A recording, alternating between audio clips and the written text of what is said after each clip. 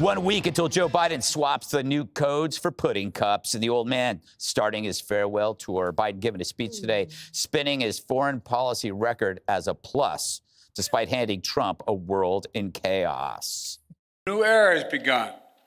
In these 4 years, we faced crises that we've been tested. We've come through those tests stronger, in my view, than we entered those tests. So when I took office, I had a choice.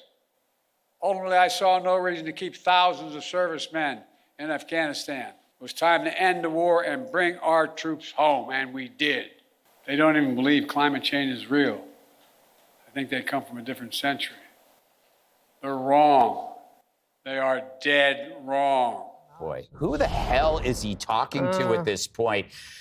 Dana, he says a new era has begun. I think the new era is ending. We got 7 days to go. What did you think of his his claim about immigration, the numbers going down under him? Well, so he said, let's be perfectly clear, when I came in, the numbers went way down.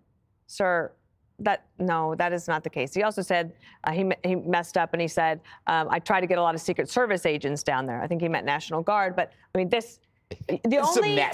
only people more excited for next Monday and the changeover than, like, the American people are the congressional Democrats, because they are tired of having to try to defend it. He talked about his foreign policy wins today and never mentioned Afghanistan.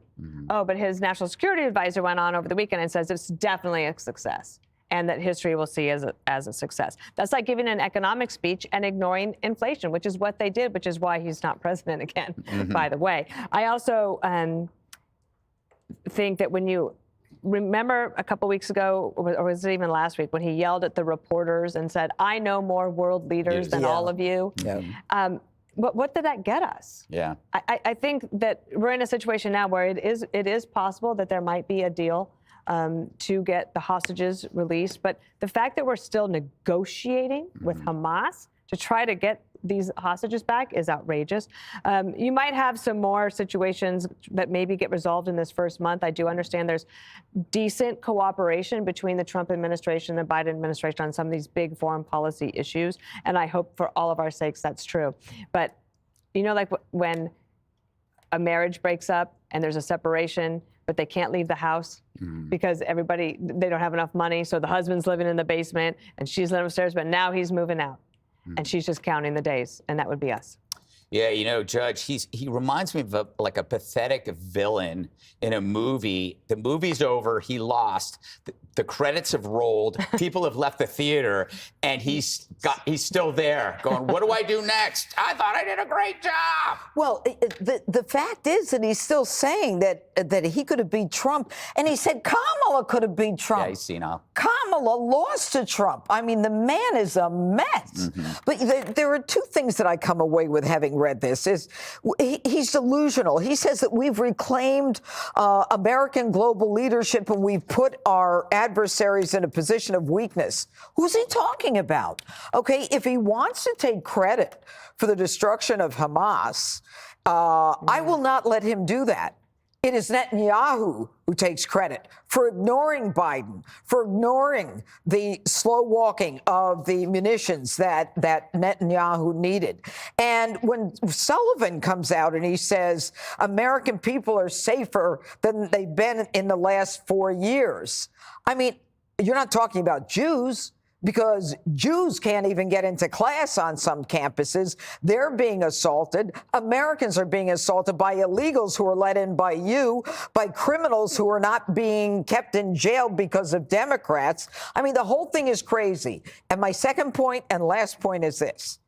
I grew up in an all-American family. My father was a veteran. My mother was pretty much a housewife. Everything was great. It was God, church, and country and family. And when Joe Biden left Afghanistan, he left before all the Americans were out of Afghanistan.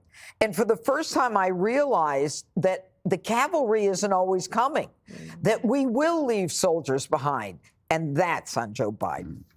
Biden is in such bad shape, Jesse, that at the Jimmy Carter's funeral, people were offering condolences to Dr. Jill. Greg, he had 4 years. He never even conquered Canada. Yeah. What a waste of time. And Canada was just begging to be conquered. Trump left Biden a world that was much more peaceful and safer than Biden is leaving him. If you think about what was left for Joe, peace, secure border. Now Trump's coming in. He's looking at 2 hot proxy wars that cartels are dominating the border. We just had the second deadliest terror attack domestically here since 9/11. And the former FBI director on his way out said, yeah, there's Chinese sleeper cells all over the country, by the way. I mean, this is not a good look. And he talks about all these alliances. Our allies' leaders were laughing at Joe behind his back. They were scheduling meetings so he wouldn't fall asleep. They were scheduling dinners earlier, and he'd still skip them because he was so tired. So, what's the Biden doctrine? I have no idea. The Biden mantra was don't. Everybody violated it. He's probably not going to get a presidential library, and that's good because there's really not a lot to say. Yeah, they'd all have to be picture books, pop-ups. Jessica, you must be relieved that in 7 days you may never have to talk about this human being again. 0% chance that happens working here. So we'll just talk about him straight through the Trump administration. How about, did you see what Trump did? And they're like, Joe Biden is senile. I'm not loving the way this is on the way out. Predicting something that will not happen. Okay. Typical liberal. Okay.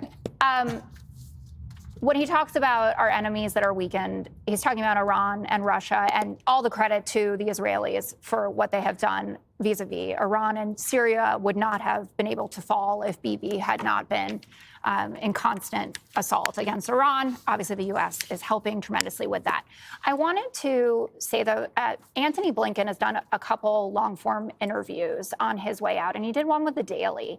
And I personally felt this way, and a lot of my liberal friends were also really disappointed in it and didn't feel that he could properly articulate the Biden doctrine, what they had accomplished, and really make this argument that our alliances are stronger. We have new NATO members because of this. The pro-democracy coalition across the world has been enhanced. And I think that that's a big problem, not only for the Biden legacy and for Democrats, but kind of how we look at this period. And that really surprised me because I expected to be kind of blown away by the interview for someone, who obviously speaks well, has all this incredible experience. And I would recommend that people listen to it to just kind of hear how they're framing it up. All right.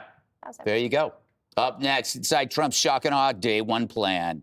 Click here to subscribe to the Fox News YouTube page to catch our hottest interviews and most compelling analysis. You won't get it anywhere else.